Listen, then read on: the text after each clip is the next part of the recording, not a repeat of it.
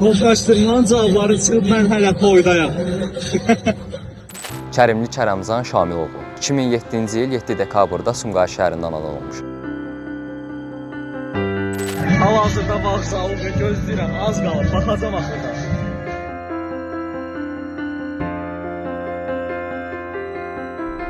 İş zamanı ofisiantlardan biri mənə yaxınlaşdı, dedi ki, kodlaşdırmanın cavabları çıxıb. Mənim də üzərimdə parolum olmadığına görə mən öz cavabıma baxa bilmirdim. Ona görə həmin anları düşündüm ki, videoya çəkim, öz hisslərimi videoya köçürüm və 2 video çəkdim. Birinci video toyda olduğumu söyləyirəm və toyda olduğum üçün cavablara baxa bilmirəm. Nə üçün? Ona görə ki, bizdə rəhbərlik tərəfindən telefonun istifadəsinə qadağa qoyulub iş zamanı.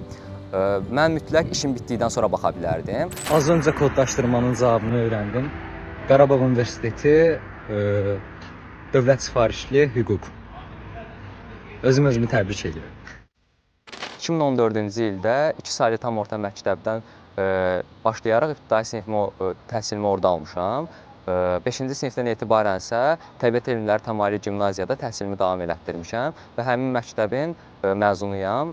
Məktəbi qızıl medal və qızıl attestatla bitirmişəm. Ailəmə maddi cəhətdən yardım etmək, həmçinin də bəzi xərclərimi özümün qarşılamam üçün iş fəaliyyətinə başlamışam. Yaylarda əsasən işləmişəm və müəyyən qədər boş vaxtlarım olduğu vaxtlarda çalışmışam ki, işləyim. Amma hər zaman təhsilimi ön planda tutmuşam və nə zaman ki müşahidə eləmişəm ki, işim təhsilimə mane olur, o zaman işə ara vermişəm.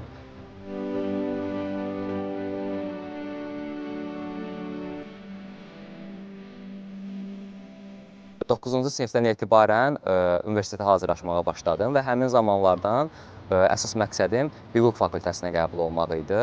İmtahanlardan ümumi olaraq 596 bal topladım. Qarabağ Universitetində hal-hazırda oxuyan bəzi tələbələrlə mənim əlaqəm var idi. Onlar daim Qarabağda təhsili tərifləyirdilər. Deyirdilər ki, yeni açılıb, diqqət, qayğı çoxdur, bizə burada çox gözəl təhsil verilir və həqiqətən ətrafdan xoş sözlər eşidirdim Qarabağ Universiteti haqqında və istədim ki, seçimlərimdən birində Qarabağ Universiteti olaraq yazım və orada düşdüm.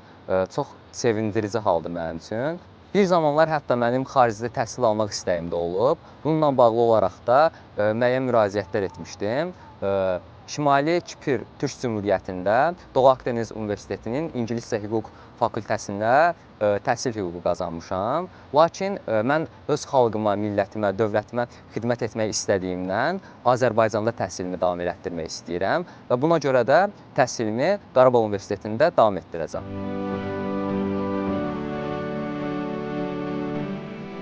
Mənim ümumi olaraq şagirdlərə məsləhətim budur ki, öz təhsillərində daim zənciri qırmadan davam eləsinlər.